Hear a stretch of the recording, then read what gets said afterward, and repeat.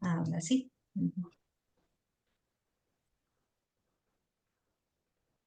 Aceptar. Bueno, ahora sí, buenas noches a todos, bienvenidos a esta noche que hemos llamado Experiencia de Biblioteca. Desde que comenzó la comisión de biblioteca quisimos poner la palabra experiencia y acompañados por las lecturas fundamentales desde el psicoanálisis.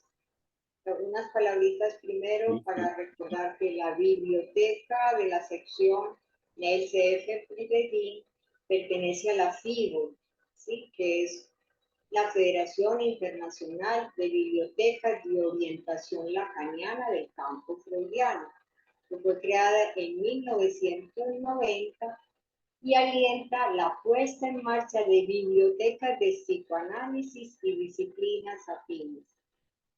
Una biblioteca de la orientación lacaniana es una de las modalidades de trabajo en el campo freudiano y se espera tenga consecuencias. Es lo que nos hemos inventado para hoy y todo este año hemos venido trabajando en relación a eso. Se espera que tenga consecuencias. La Comisión de Biblioteca elige un significante y es bueno recordarlo para convocarlos a esta actividad y es la palabra experiencia de biblioteca y lecturas fundamentales acompañado de la experiencia de biblioteca. Con la elección de la palabra experiencia quisimos implicar el cuerpo del ser hablante y por consiguiente el efecto de resonancias que tiene una experiencia en una biblioteca, en leer un libro, en oír cine como hemos hecho en otras veces, ¿sí? Cada una de esas experiencias implica en el cuerpo y por eso al final de una experiencia decimos, me gustó, me dejó pensando, no me gustó, me puso a hablar, me puso a decir tal cosa. Lo que quiere decir que hay una experiencia. Es de lo que queremos hoy, tener una experiencia y por eso la comisión trabaja para hacer de este espacio una experiencia con consecuencias en el cuerpo y veremos si lograremos la provocación de hoy. Es con esos trozos de dichos que cada uno vendrá esta noche, con lo que luego podremos conversar y animarnos a seguir encontrándonos, ¿sí? De acuerdo al efecto de lo que trabajaremos hoy. Están todos pues bienvenidos a esta noche y le dejo el marco de lo que será un poco nuestro trabajo a Ana Victoria, quien nos provoca y nos causa en esta orientación. Bueno, Ana, estamos en tus manos para que nos des el marco de lo que será esta experiencia. Bienvenidos. Gracias, Luz. Pero antes de ese marco, quisiera darle la palabra a Marcela, que nos va a presentar un poco el programa y lo que nos espera. Listo. Ana Victoria, presenta la pantalla, por favor. Claro que sí. Aquí está, sí. Muy bien. Listo. En la segunda. Bueno, desde acá de la primerita. Bueno, buenas noches. Esta actividad la hemos nombrado Lacan, lector de Joyce y del cuerpo. Bueno, es un ciclo de lecturas y conversación durante el 2024. Vamos a tener 6 sesiones alrededor de los fragmentos seleccionados del seminario 23 de Jacques Lacan, del Sintón, y de Joyce, del retrato del artista adolescente. Hoy que es, digamos, nuestro instante de ver, vamos a hablar del cuerpo de Joyce en el retrato del artista adolescente. Bueno, primero vamos a hacer un homenaje a Mario Elkin Ramírez, quien empezó este proyecto con nosotros. Luego vamos a hacer una lectura en voz alta del episodio de la paliza de Joyce, usando la traducción de Damaso Alonso. Y luego vamos a hacer una lectura del comentario de Lacan a ese episodio en el seminario 23. Entonces, bienvenidos y le doy la palabra a Ana Victoria. Muy bien. Entonces empezamos con el primer punto, que es recordando a Mario Elkin. Yo hoy quiero recordarlo de una manera muy especial porque fue él el de la idea de hacer un trabajo conjunto entre lecturas fundamentales de psicoanálisis y la biblioteca. Hoy estuvimos en el ensayo y nos hizo falta.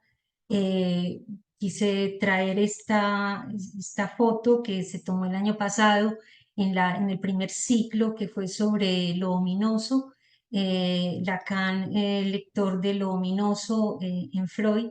Y quise, porque justamente, claro, todas estas lecturas hay que ensayarlas. Entonces hoy nos reunimos a las 5 a ensayar y lo recordamos su voz, su entusiasmo.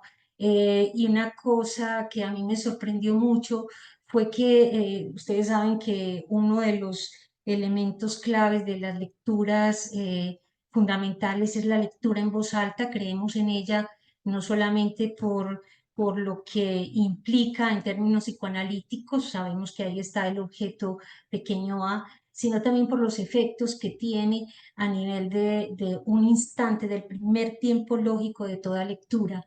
Es el instante de oír, de escuchar el texto. Entonces, la lectura y la relectura es algo a lo que pues, nos gusta, creemos en ello y a mí lo que me llamó la atención fue que Mario Elkin fuera le gustara también la lectura en voz alta, la disfrutaba increíble. Yo creo que todos los que estuvimos con él, Humphrey, Paula, Luz Helena, Marcela, y bueno, los que ustedes ven en la fotografía del año pasado, nos acordamos de su risa, no le daba, para él no había problema si se equivocaba y lo volvía a repetir y ensayaba el tono de voz hasta que le diera y lograr esos tonos que tal vez algunos recuerdan de ese primer episodio.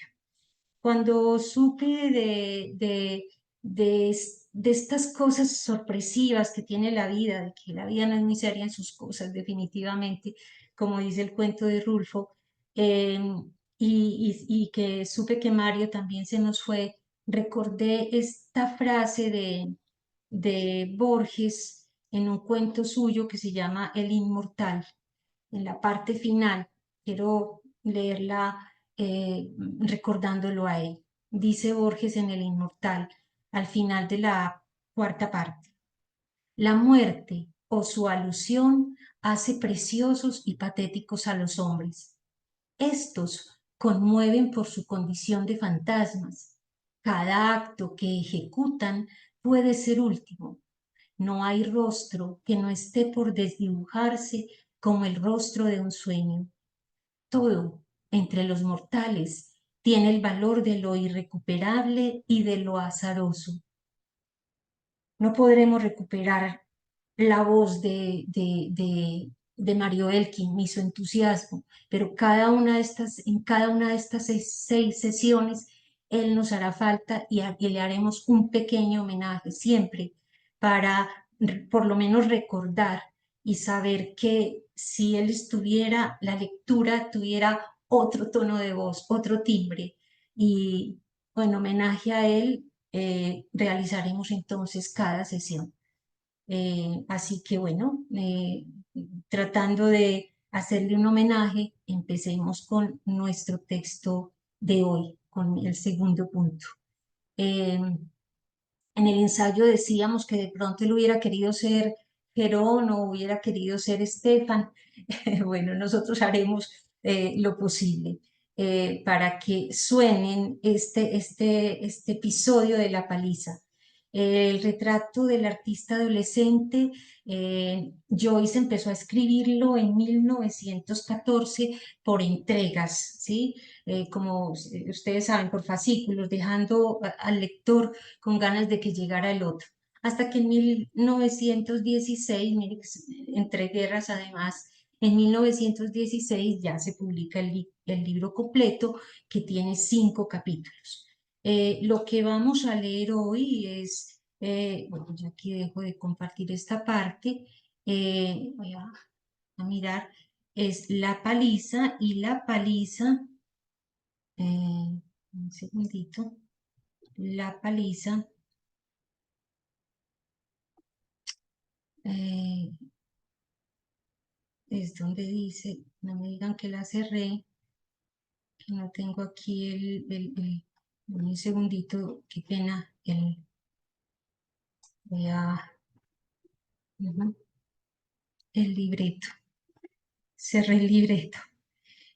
Mientras tanto, les cuento que es un libreto para lectura en voz alta, es decir, seguimos fielmente el contenido del texto, solamente que le quitamos, le eliminamos algunas repeticiones en la narración. Está tomado del PDF que se encuentra muy fácilmente se encuentra muy fácilmente en internet, en la traducción de Damaso Alonso. Así es, porque no lo quiere coger. Y no sé, no le. Marcela Uribe, retrato del artista adolescente, Lo abro yo, no importa. Yo lo eh, tengo acá. sino que ya tiene unas. Denme un segundito, yo voy a volverlo a abrir. Marcela, ¿les puedes ir contando mientras tanto lo de la traducción? Ah, Lo que bueno, sí, sí, sí. claro. Encontramos pues varias cositas en la traducción, no, no tanto que sean errores, pero sí cambian un poquito como el sentido de lo que uno alcanza a entender. Entonces, para hoy, digamos, pusimos entre corchetes aquellas partes que nosotros, sí, que nosotros tradujimos y quitamos pues las que tenía el autor y pusimos las de nosotros. Pero bueno, es apoyado pues en la traducción general de Damaso Alonso. Ujú. Bueno, en la lectura entonces tenemos como narradora Marcela y en los personajes, saben que la narración es la de la enunciación en un texto literario y los personajes hacen parte de la historia, es decir, del enunciado. Paula leerá como Heron, Luz Helena como Estefan, Humphrey como Bolan, Nash como será leído por Gloria Patricia. Los cuatro son compañeros del mismo colegio, ¿cierto? Y hay dos voces que yo leeré. Así que empezamos, pero bueno, el libreto esta vez tiene dibujitos. Contanos, Marcela, ¿qué Bueno, se es que tiene? revisando un poco como los lugares, los empecé a buscar en internet y salen algunos mapitas que me pareció como interesante porque más abajo, pues esto es Drumcondra, por ejemplo, es como un barrio, ¿cierto, Humphrey? Es como una especie de barrio sí, en donde quedan las calles que se van describiendo, el ¿cómo se llama? El Camino de Jones y otro que van a ver también. Ajá, aquí Entonces nos está, pareció pues, interesante mostrarles. Esta es exacto. como la calle de Jones, según vimos, ¿no? Y esta No, calle esta es la calle de Clonliffe. Clonliffe. Clonliffe. Todo está los Más mismos o menos, nombres, o sea, más o menos, los mismos nombres de la época de Joyce en Dublín. No, eso no cambia. Cuando se va a Dublín están todos los lugares que él recorrió, donde vivió, hay pues esos elementos. Y al final, este es el camino de entonces Jones como que para nos habrá ubicarnos un poquito. con el que termina, ¿cierto? Bueno, vamos entonces ahora sí a empezar la lectura.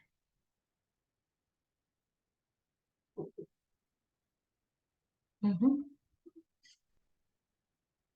Adelante, Marcela.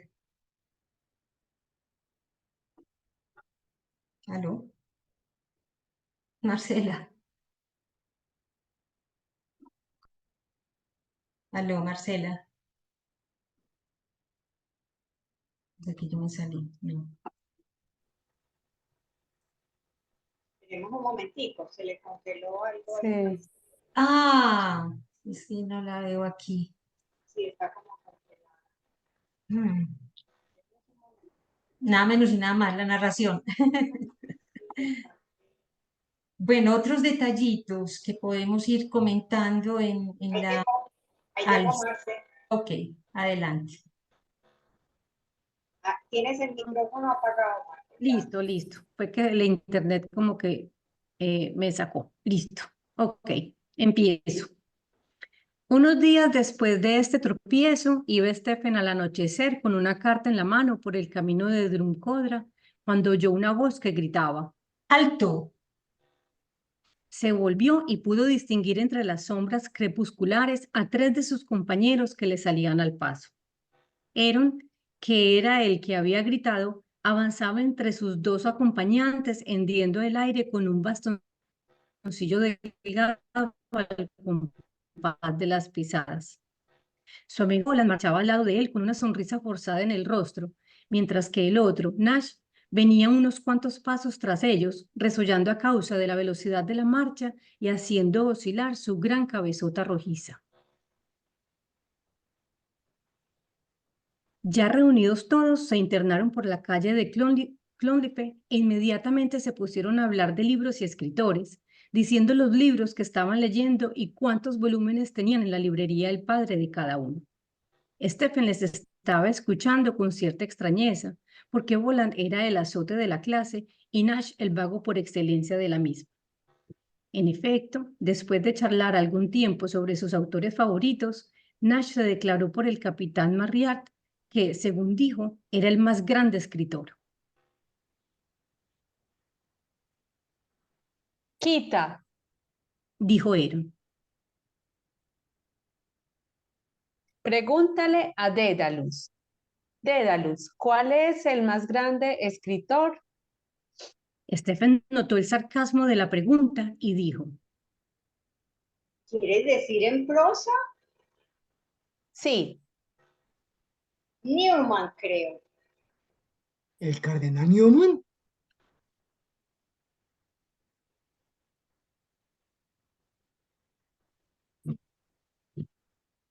Marcela. Se le confesó a Marcela. Marcela, si quieres, listo, ya volví, pero me dice que mi conexión es inestable. ¿A dónde van? quítale la Le dijo imagen. Boland. Dale la imagen, Sí. entonces, a ver si de pronto así. ¿El cardenal Newman? Dijo Boland. Preguntó Boland.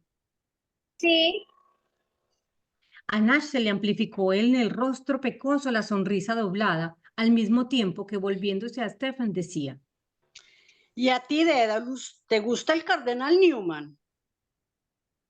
hay mucha gente que afirma que Newman es quien tiene el mejor estilo en prosa, dijo Heron para que se enteraran los otros 2. pero desde luego no es poeta. Y dinos, Heron, ¿cuál es el mejor poeta? Lord Tennyson, indudablemente.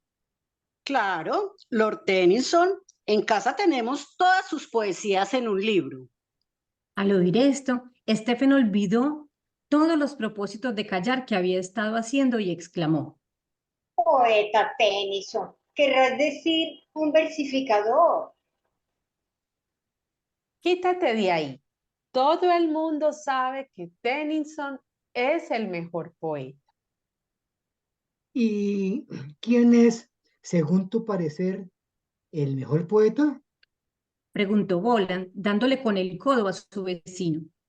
Byron, desde luego. Heron tomó la iniciativa rompiendo a reír despectivamente y los otros 2 se le unieron. ¿De qué os reís? De ti, Byron es el mejor poeta. No es más que un poeta. De ti, Byron es el mejor poeta. No es más que un poeta para gentes sin educación. Pues sí que debe ser un poeta. Y lo mejor que puedes hacer tú es callarte. Dijo Stefan encarándose decididamente con él. Todo lo que tú sabes acerca de poesía es lo que has escrito en las pizarras del patio, que fue por lo que te mandaron castigado al desván. Se decía, en efecto, que Boland había escrito en las pizarras del patio un pareado acerca de un compañero que acostumbraba a volver del colegio a casa a caballo en un pony. Tyson iba a caballo hacia Jerusalén. Se cayó y se hizo daño en el culipulén. Esta embestida hizo callar a los dos lugartenientes, pero Heron continuó. En todo caso, Byron es un herético e inmoral también. Me tiene sin cuidado lo que sea. Exclamó vivamente Stephen. ¿Te tienes sin cuidado el que sea herético o no? ¿Qué sabes tú de eso? Saltó Stephen. ¿No has leído un verso en tu vida? A no ser en una traducción, ni tampoco bola. Sé que Byron era un hombre malo. ¡Ey! Aquí, sujetadme bien a este hereje. Llamó Heron. En un instante, Stephen se encontró prisionero. Tate te despabiló de lo lindo el otro día, cuando aquello de la herejía que tenías en la composición. Ya se lo diré yo mañana. ¿Lo harás? Exclamó Stephen. Tendrás temor ¿Temor? de abrir los labios. ¿Temor? Temo por tu vida. Compórtate. Gritó Heron, cortando en la pierna a Stephen con el bastón. Esta fue la señal para el ataque. Nash le trabó los brazos por la espalda mientras que Bolan cogía un troncho de col que yacía en el arroyo. Stephen, debatiéndose a patadas, bajo los bastonazos y los golpes del troncho nudoso, fue empujado contra una alambrada erizada de pinchos. Admite que Byron no era bueno. No, Admítelo. no, Admítelo. no. Al fin, tras una serie de embestidas, logró desasirse. Sus verdugos huyeron en dirección al camino de John, riendo y mofándose, mientras él, medio cegado por las lágrimas, echó a andar vacilantemente, crispando los puños enfurecido, sollozando.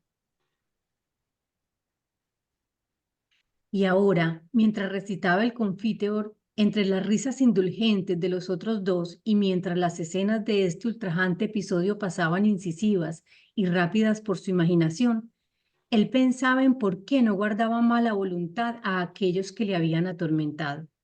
No había olvidado en lo más mínimo su cobardía y su crueldad, pero la evocación del cuadro no le excitaba la ira.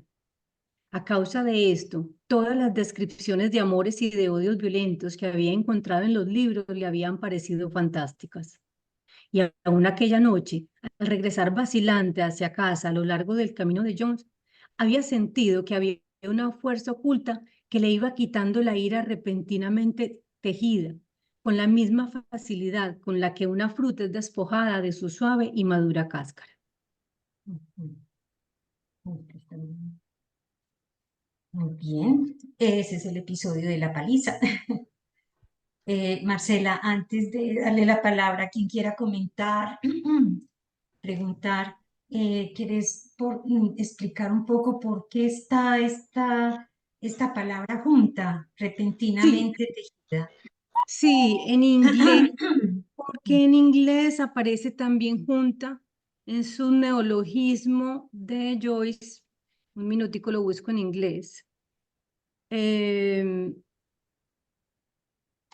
¿Qué es? Minutico, qué pena.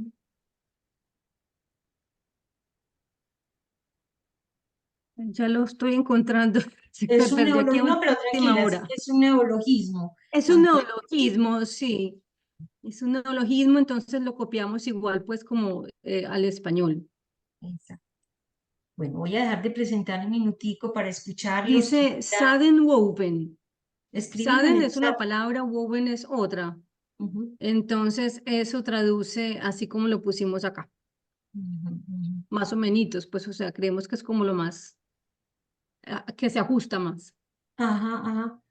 Podés escribirlo en el chat si querés eso. Listo. Ujú. Ujú, ujú. Ah, qué tan lindo. Diana, la esposa de Mario Elkin, nos deja este mensaje. Muchas gracias a todos por valorar el trabajo de Mario Elkin, su pasión y entusiasmo, honrando su memoria y legado. Un abrazo. Atentamente, Diana Cristina Correa. Muy bien. Bueno, sí. Muy rico que estuvo y que nos escuchó esa parte. Escuchó esa parte. Ujú. Miren, ahí está en el chat. Este es el neologismo. Bueno, y antes de continuar y comentar, quisiéramos escucharlos a ustedes primero, sus impresiones, los que escucharon por primera vez este episodio, qué impresión les deja, preguntas, comentarios, eran bienvenidos. Este es tiempo para conversar alrededor de este primer episodio.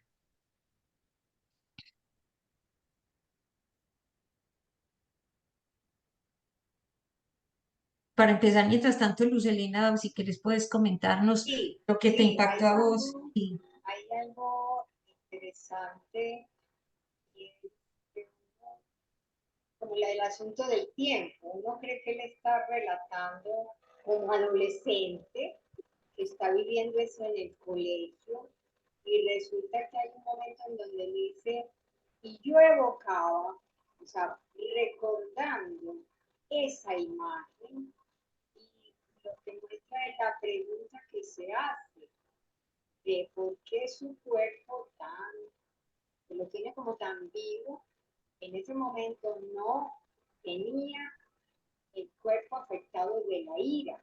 Entonces me parece que ese detallito de que él está evocando, porque venía todo en presente, como el encuentro, la pelea, la provocación, la ironía, que también él con su contestación y su sarcasmo les tiró cositas ahí, ¿no?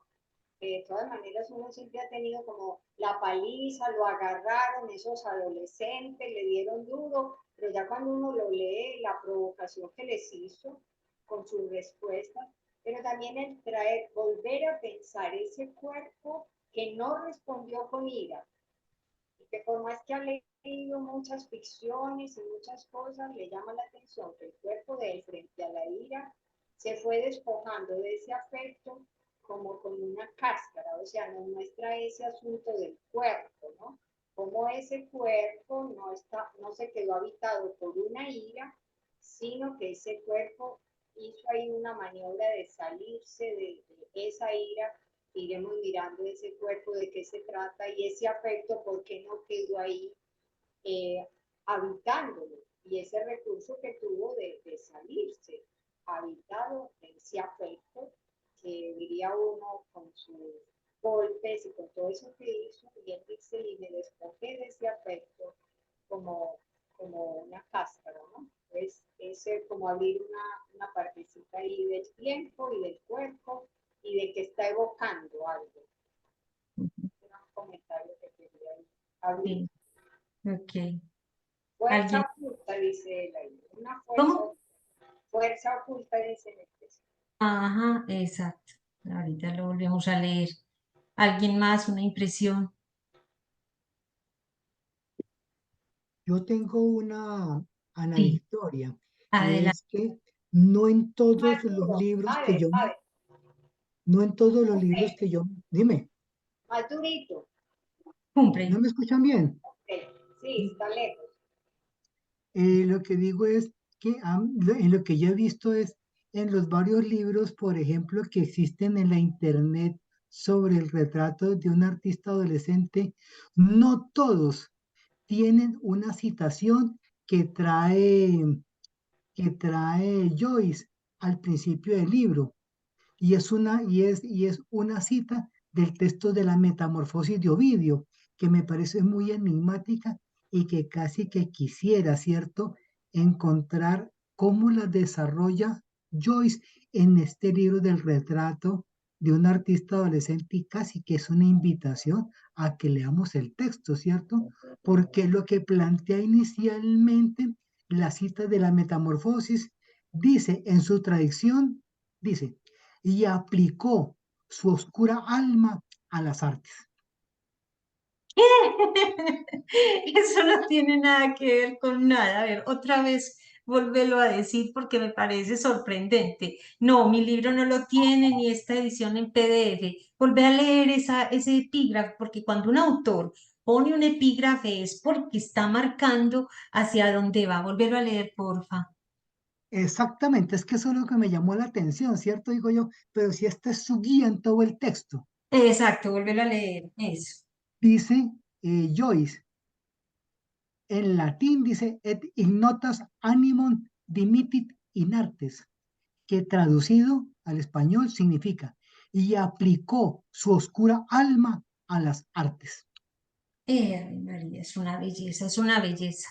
¿Sí? Mm. Refiriéndose a una frase de Dédalo, el artesano que construyó el laberinto en el que quedó encerrado con su hijo Ícaro, por orden del rey Minos. Ah, claro. Yo no había creído, o sea, yo no, claro, todos conocemos la leyenda de Dédalus, del laberinto de Creta y de que su hijo pues sube a las nubes, se le derriten las alas y se cae. Y obviamente el apellido de Dédalus nos lo evoca, pero no había visto que es que había una mención directa a esta metamorfosis de Ovidio. ¡Qué belleza! Gracias, Humphrey. Y vamos a ver que también por ese lado es que lo va a empezar a leer Lacan, que es también muy asombroso. Bueno, ¿alguien más quiere algún comentar, decir algo?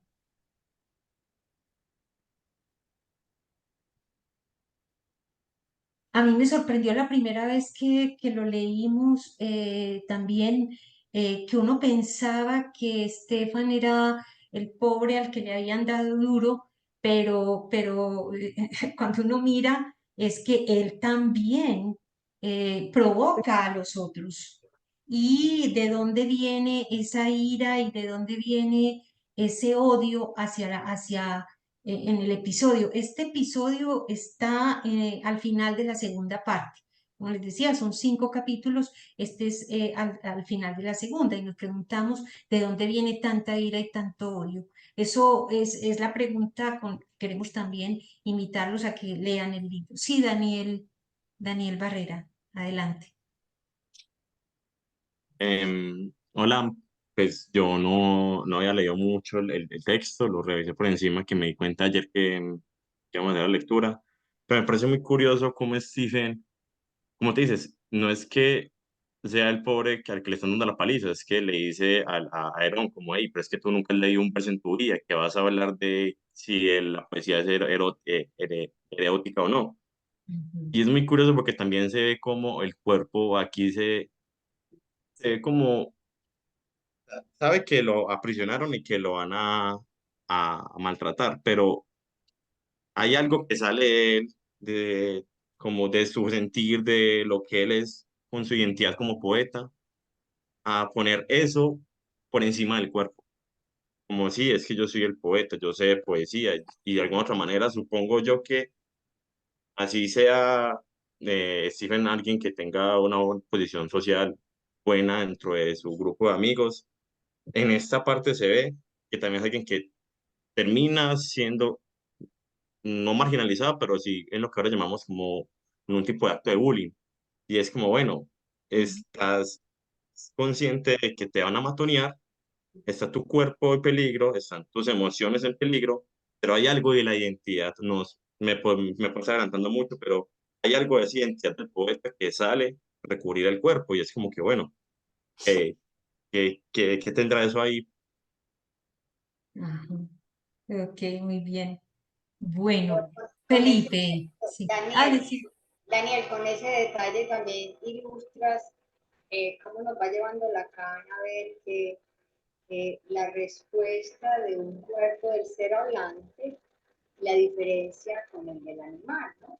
El animal va y se agarra, entonces no son respuestas de la naturaleza, sino que hay un enigma entre el ser y el ser hablante, aunque sea en esta respuesta que el hombre salió pues así sin rabiecita.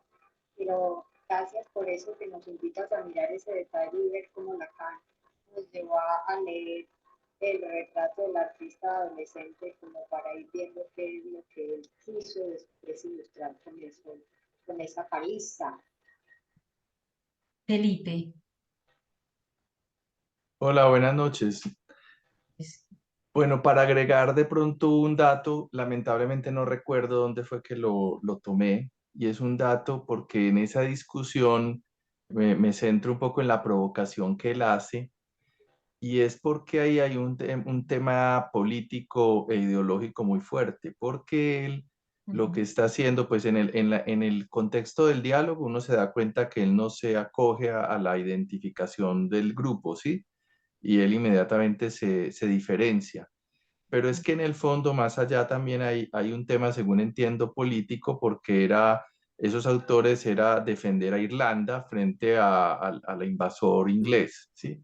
Y era ponerse del lado de los ingleses y en contra de los irlandeses. O sea que es muy grave lo que él hace ahí, porque no solamente es una simple sátira o una simple crítica que le tira a los otros provocándolos, sino que además los está provocando con la identidad nacional, no solamente con que sean buenos o malos para leer algún tema en particular. Y entonces ahí es donde él se gana como sí, es la manera como lo tratan, sí, como lo agreden. Era solo como para agregar eso, como parece que es un Claro. elemento importante porque es que él se sale de la identificación del grupo. Por eso aparece tanta agresividad hacia él también. Ajá. Y nos recordás también que obviamente están en el contexto, pero bueno, antes de decirlo, le doy la palabra a Elvia, a ver si de pronto ella dice algo para no. Sí, Elvia, adelante.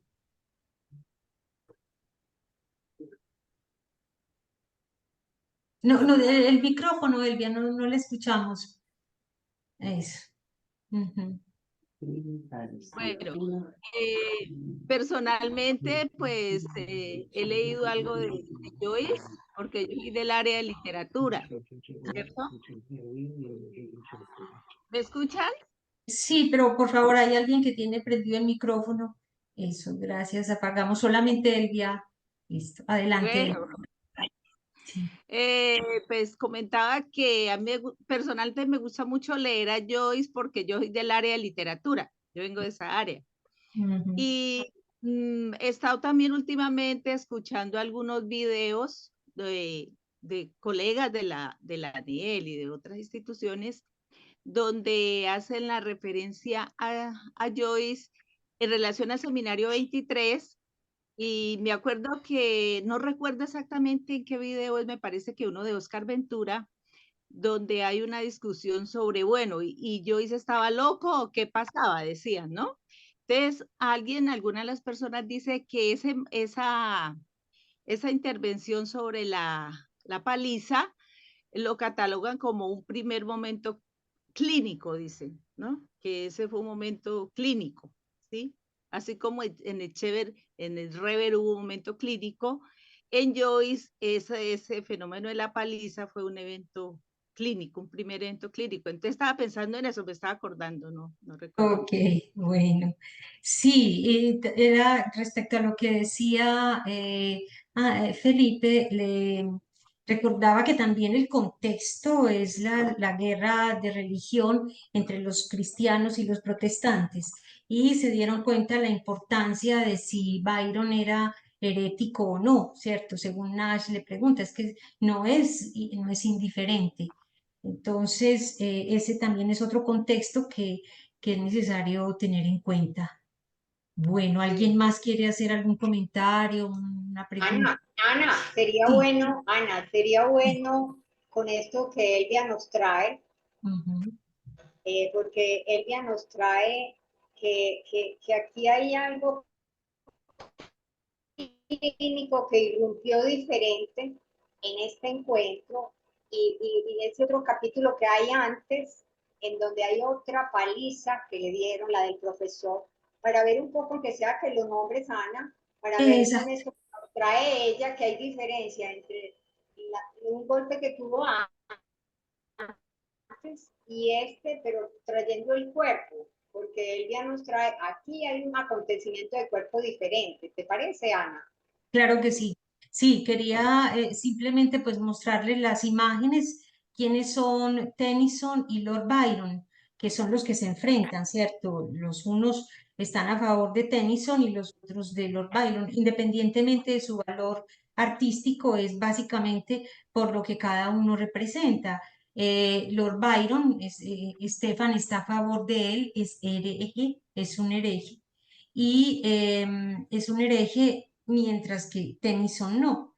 Yo no he podido descifrar me da la impresión que Estefan y toda su familia pertenece al cristianismo, ¿cierto? Son cristianos. Mientras que, pero no estoy completamente segura. Yo después de que hicimos el primer ensayo y dije, bueno, este muchacho, ¿por qué tiene tanta rabia? Hay que saber de dónde viene tanto odio para que él se exponga, ¿cierto? A todos estos golpes, a tanto dolor. Y empecé a leer el texto. Les debo confesar que para mí, que me encanta la literatura, yo de Joyce había leído los cuentos dublineses, que bueno, se dejan leer. Hay uno muy lindo que es Evelyn, donde uno puede ver el proceso de cómo una chica pierde la razón, se desencadena en el momento en que va a partir con su amado.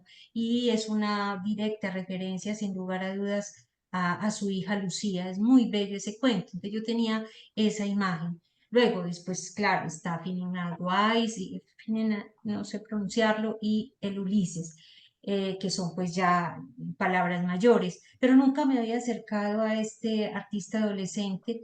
Y bueno, tras la curiosidad de saber por qué había tanto odio, empiezo a leerlo y les cuento que me sorprendí, porque este episodio de la paliza, como decía Luz, tiene unos antecedentes, y no solamente el de los antecedentes, es otra paliza que le dan y muy fuerte. Yo voy a adelantarme, aquí está esta. Son episodios en relación con el cuerpo. Miren, el primerito es el de la fiebre. Hay una fiebre, es que hay un cambio, y es que él cuando está en la primaria, cuando está en la escuela primaria, él está en un pueblito en Dublín. No, eso es una maravilla. Allá lo quieren, bueno, es su hábitat, no tiene problema. Hay un primer vínculo con una chica. Por favor, apagamos los micrófonos. Está. Apagamos los micrófonos, porfa, eso. Cuando llega por primera vez al bachillerato, ya los padres lo dejan ahí interno para el bachillerato, y el primer episodio son unas crueldades impresionantes. Unos muchachos lo lanzan al agua, y él responde con una fiebre, y ahí hay una descripción del cuerpo. Ese es un primer episodio donde el cuerpo entra en juego, y él describe esa fiebre, esos malestares, de una manera tan magistral que yo les digo, a mí este libro me pareció al principio muy maluco, pero no lo puedes dejar de leer. O sea, era maluco, pero yo tenía que seguir leyendo, porque es tal su arte literario que te lleva a querer saber más, y va abriendo, va enunciando episodios, pero luego los va ampliando, y vos vas entendiendo a posteriori, de qué se trata. Es una belleza literaria, sinceramente, además pues de todos los juegos de palabras y todas estas cosas.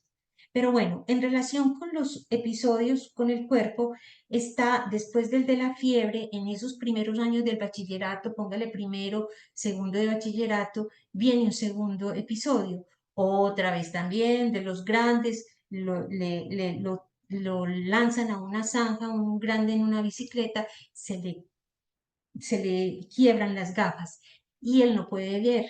Entonces el profesor de latín le permite que no lea, porque no tiene las gafas. Pero llega el prefecto, Dolan, y le pega en las manos, muchachos, por Dios. ¿Se acuerdan cuando los profes pegaban en la mano a los niños? Pero este se ensaña de una manera impresionante. Yo no sé, yo creo que ese es son episodios que tal vez podamos leer en las próximas sesiones, pero que yo los invito a que lean, porque la próxima sesión es el 22 de julio, tenemos 2 meses, y los invito a que en tiempitos libres lo vayan leyendo, y aquí lo podamos comentar después. Ese episodio es el primero, y ahí sí dice que le duele, que le dolió mucho. Ahora, es un episodio tan bello, termina de una manera increíble, pero después va a entrar el papá. Y ese episodio va a ser desastroso. No les cuento más para que se animen a leerlo. Todo esto está antes del episodio de la paliza que leímos. Después, él él cuenta eso y ya nos viene al momento actual, que es cuando él tiene más o menos los 15 años, donde está en plena adolescencia. Yo lo supongo, hay que leer y me ayudan los que quieran leerlo para que me ayuden a precisar, porque no es fácil.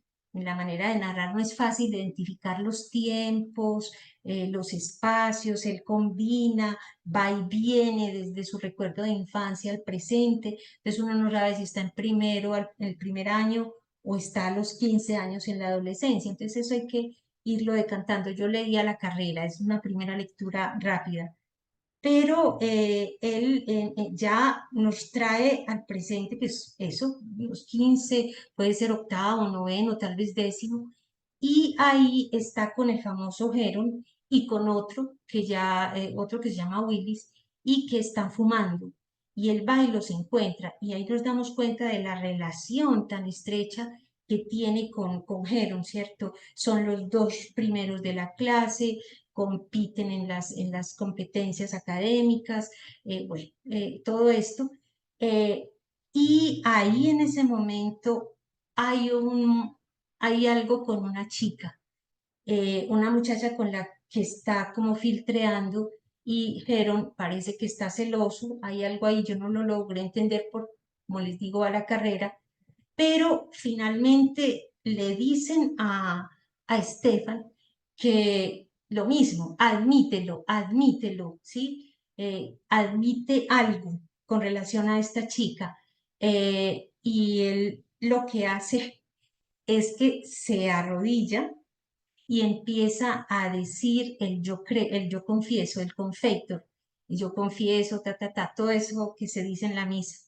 Y ahí es cuando el narrador nos dice que en ese momento sus labios pronunciaban el yo confieso, pero en ese momento él se acuerda del episodio de la herejía y de la paliza, que fueron en el sexto grado, por decirlo en términos de nosotros, en sexto grado.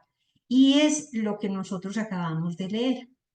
Bueno, también están las descripciones de lo que él siente con esta amiga de la infancia y con la de la adolescencia, los sentimientos, las timideces, todo lo que siente él. Entonces, es un cuerpo y entonces uno se pregunta, bueno, ¿y entonces ahí qué? ¿Cierto?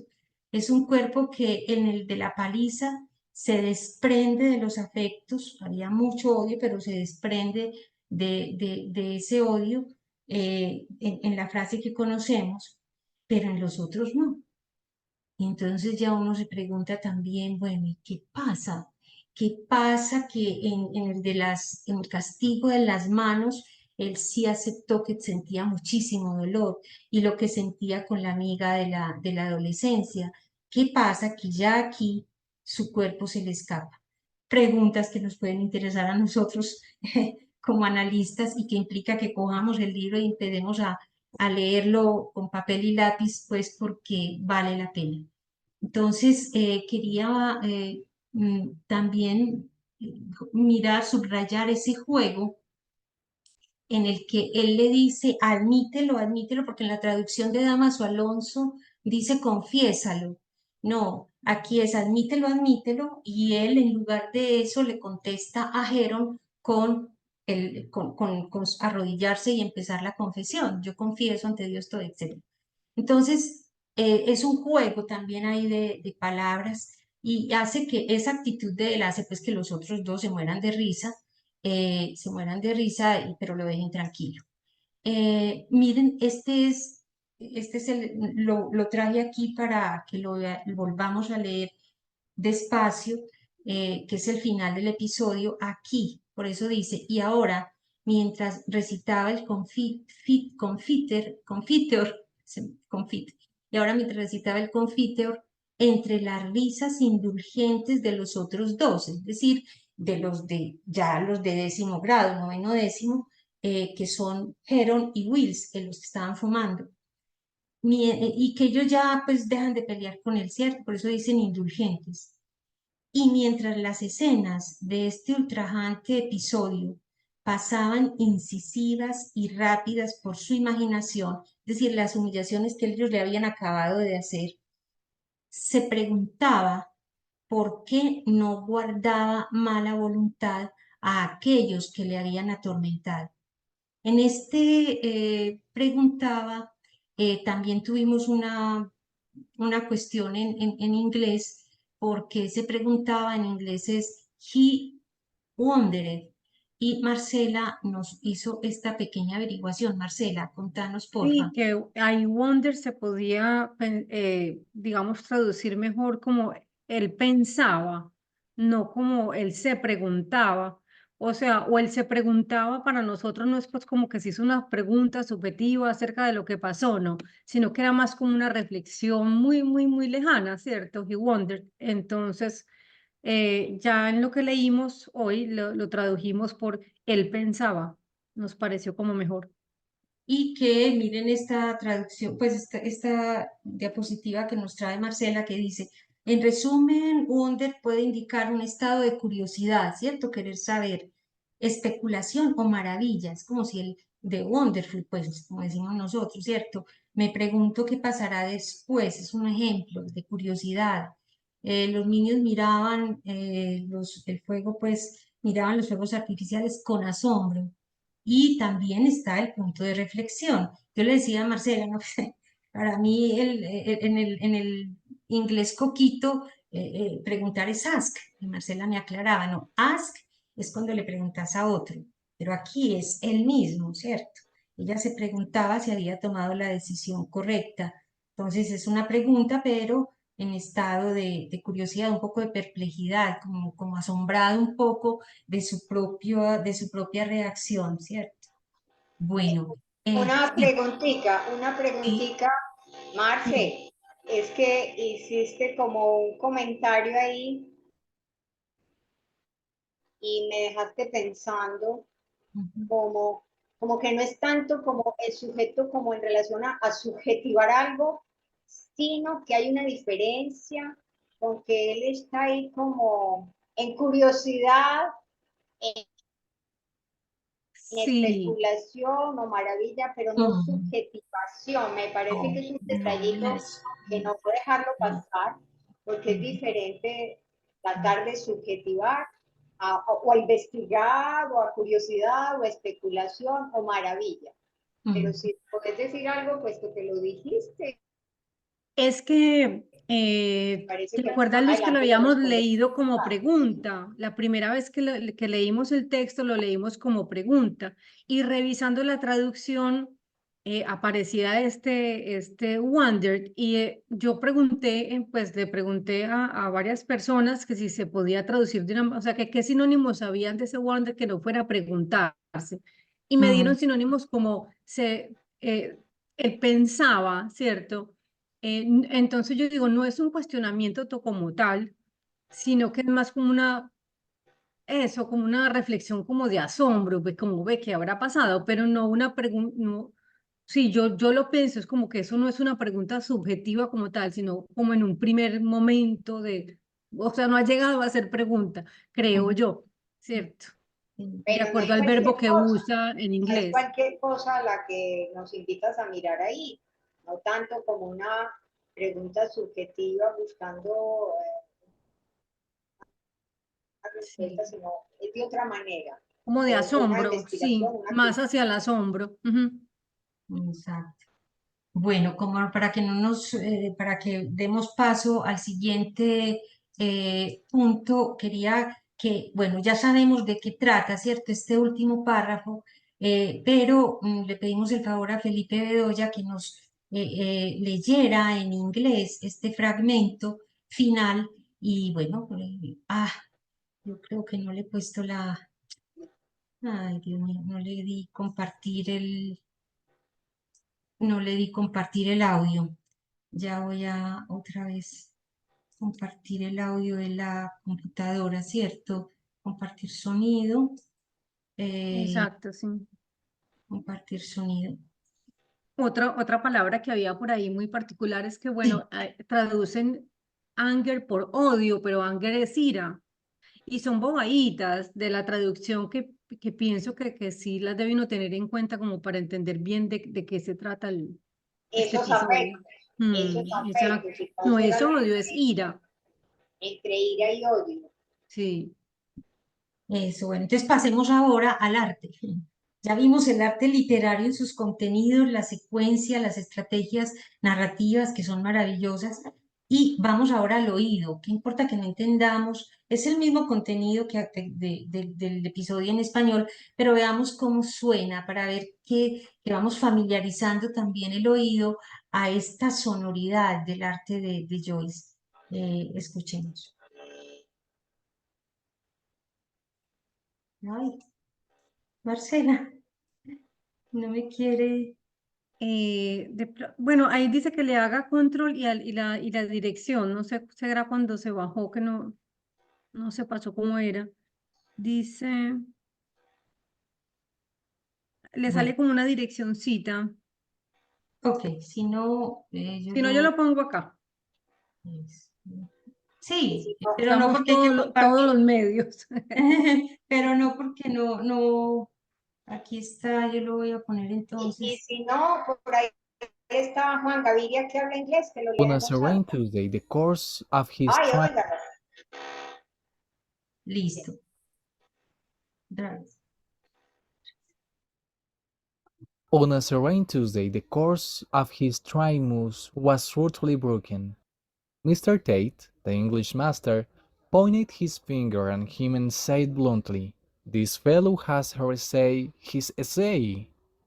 I just fell on the class." Mr. Tate did not break it, but dug with his hand between his teeth, while his heavily starched linen creaked about his neck and wrist. Stephen did not look up. It was a raw spring morning, and his eyes were still smarting and weak. He was conscious of failure and of detection, of the squalor of his own manning home, and fell against his neck the raw edge of his torn and raged collar. A short, loud laugh from Mr. Tate hissed the class more than this. "Perhaps we didn't know that," he said. "Where?" asked Stephen. Mr. Ay, Tate no, esta withdrew no his es. Siento que dolphin hand puse la and que no era. Y Ay, ese no es, Ana Victoria. no, y yo decía, pero ¿por qué no encuentro aquí las cosas de ¿Quién las lo lee? ¿Quién lo dos? puede leer ahí de pronto Final, while he no, ya was está, ya es still este. repairing. Este sí es final de la paliza. Pero bueno, no importa, de todas maneras, ahí vamos viendo cómo es el coso este. Miren, dice de la siguiente manera. Ujú. Aquí. Tengo que ponerle. While he was still repairing the confiteor amid the indulgent laughter of his hearers, and while the scenes of that malignant episode were still passing sharply and swiftly before his mind, he wondered why he bore no malice now to those who had tormented him. He had not forgotten a whit of their cowardice and cruelty, but the memory of it called for no anger from him. All the descriptions of fierce love and hatred which he had met in books had seemed to him therefore unreal. Even that night, as he stumbled homewards along John's road, he had felt that some power whose, divesting him of that sudden woman, entered as easily as a fruit is divested of its soft, ripe peel. ¿Vieron ese final? Es genial. Right Pipil. Yo no sé inglés, pero eso suena maravilloso. Bueno, ya después de escuchar esto, vámonos entonces al siguiente punto, que son las referencias de Lacan al cuerpo de Joyce. Como se dan cuenta, hoy es simplemente instante de ver, instante de oír. Vamos a escucharlo y mirar el contexto para que surjan las preguntas para la próxima. Entonces, bueno, primero quería poner, no, el contexto de la referencia en el seminario establecido por Miller pero yo quisiera más bien que lo leyéramos y si no alcanzamos hoy lo hacemos en la próxima. Luz Helena, adelante. Así empieza Lacan Micrófono. en la página 146. Adelante, Luz. Respecto de Joyce, hubiera podido leerles una confidencia que nos hace en el retrato del artista adolescente. A propósito de Tennyson, de Byron, de cosas que se refieren a los poetas, se encontró con compañeros dispuestos a atarlo a una alambrada de púa y darle a él, James Joyce, una paliza. El compañero que dirigía toda la aventura era un tal Heron, término que no es indiferente, puesto que es el Heron. Este Heron le pegó pues durante cierto tiempo, ayudado por algunos otros compañeros. Después de la aventura, Joyce se pregunta por lo que hizo que, pasada la cosa, él no estuviera resentido. Se expresa entonces de una manera muy pertinente, como puede esperarse de él. Quiero decir, dice Lacan, quien metaforiza la relación con su cuerpo. Él constata que todo el asunto se suelta como una cáscara, dice. Ese asunto de metaforiza la relación con su cuerpo y trae esa metáfora, ¿no? Para decir algo y darle nombre a eso que le pasó. ¿Qué nos indica esto? Sino algo que concierne Joyce a la relación con el cuerpo, relación ya tan imperfecta en todos los seres humanos, es una maravilla. Y que es lo que intentaremos pues aproximarnos a esa respuesta durante estas sesiones. Marcela, párrafos que siguen. ¿Quién sabe lo que pasa en su cuerpo? Hay algo en esto, hay en esto algo extraordinariamente sugestivo. Algunos incluso le dan este sentido al inconsciente.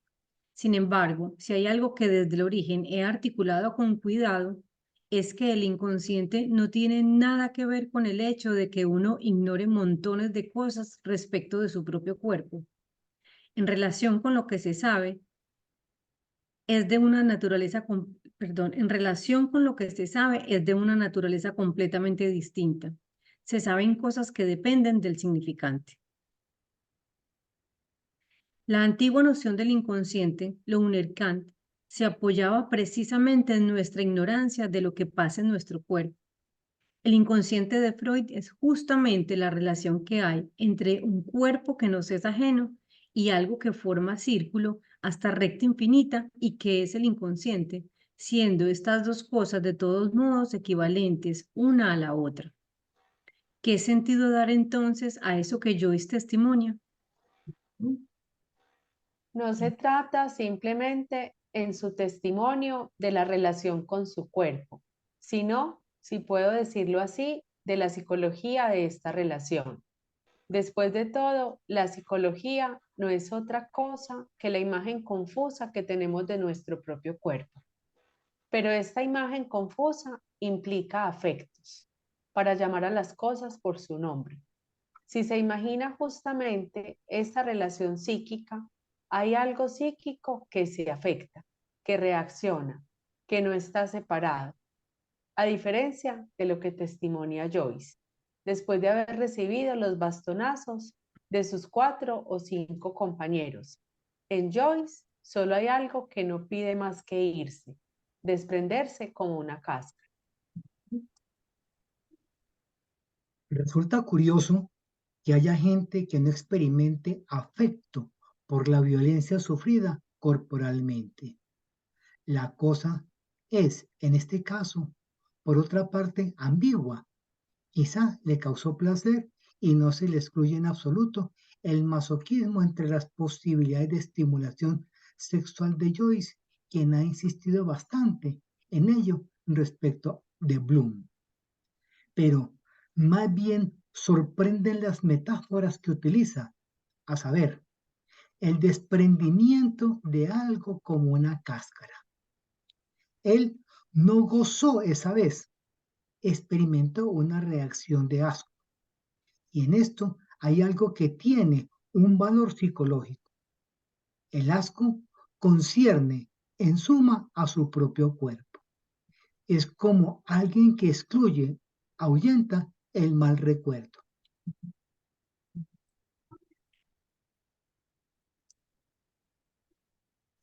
Relacionarse con el propio cuerpo como algo ajeno es ciertamente una posibilidad que expresa el uso del verbo tener.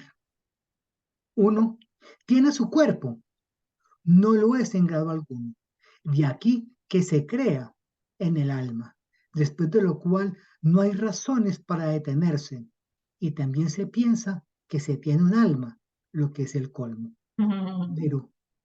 Pero la forma en Joyce del abandonar, del dejar caer la relación con el propio cuerpo, resulta completamente sospechosa para un analista, porque la idea de sí mismo como cuerpo tiene un peso.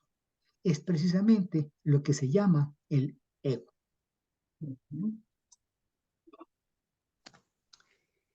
Si el ego se lo llama narcisista, es porque en cierto nivel hay algo que sostiene el cuerpo como imagen.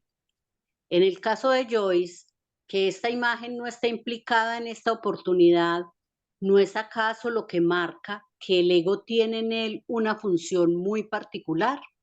¿Y cómo escribirlo en minudo bo?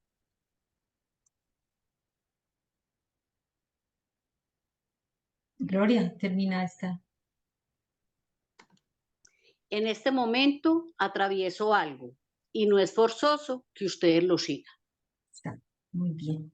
Bueno, con esta frase justamente nos da marco y contexto a lo que vamos a continuar leyendo nosotros. Es decir, nosotros estamos en un instante para ver, no lo vamos a seguir en lo del nudo borromeo, sino que nos vamos a mirar en ese contexto que él nos da en estas referencias del seminario 23, y aquí sí, sí nos dio el tiempito para mirar este contexto de la cita el contexto de la cita en el retrato adolescente. Este contexto, que es que tengo tantas ya abiertas. Este lector en voz alta lo termino. ¿Por qué? Porque me parece importante ver cómo es muy singular, porque lo que pasa aquí es, ya, es el primero, ok. Ver cómo es el primero.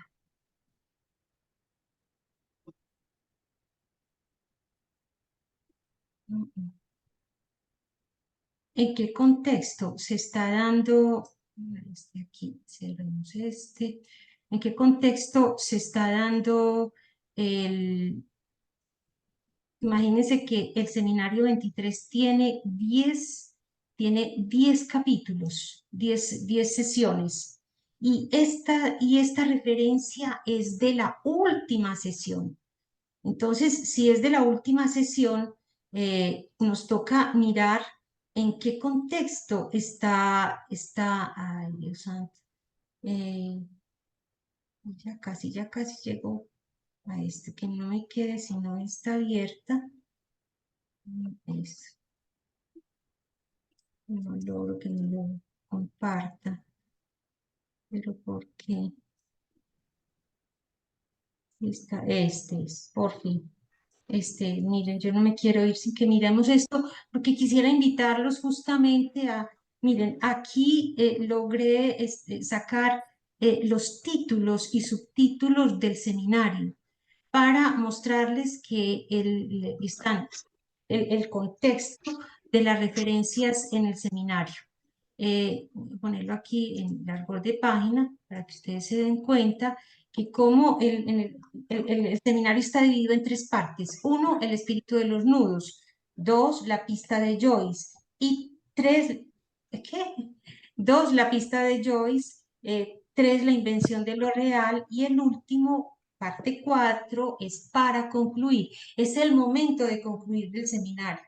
Nosotros queremos leer despacio, tratando de escuchar el texto, tratando de escuchar cuál es la enunciación de Lacan, cuál es su propósito al hablarnos de Joyce, si se puede en el seminario, y si no, por lo menos en este capítulo 10 de la escritura del ego. Pero rápidamente quisiera mostrarles las referencias al cuerpo que hay en el seminario y que también es otra pista que pudiéramos explorar. Miren, por favor apagamos los micrófonos. En la parte 1, en el primer capítulo, hay referencia al cuerpo como pulsión y orificios. En amarillo ustedes van a ver que son las referencias al retrato o a la obra de Joyce. Y en C, lo que se refiere al cuerpo. Entonces empieza el cuerpo, pulsión y orificios. En el capítulo 2, otras concepciones, Chomsky y el ADN. También está cuerpo y parletre. Después está aclaraciones a un asistente sobre el cuerpo, el lenguaje y lo real. También está en el capítulo 3, lo imaginario del cuerpo. En ese mismo, goce y cuerpo especular y real, de que él va haciendo una diferenciación de todos estos cuerpos que nos interesa. Entonces, de pronto hacemos una recopilación de esas referencias para que las vamos comentando acá. En el capítulo 4, en la parte 2, viene consistencia del cuerpo, relación del parletre con su cuerpo, cuerpo y belleza en Hogarth, y aquí empieza a hablar del nudo.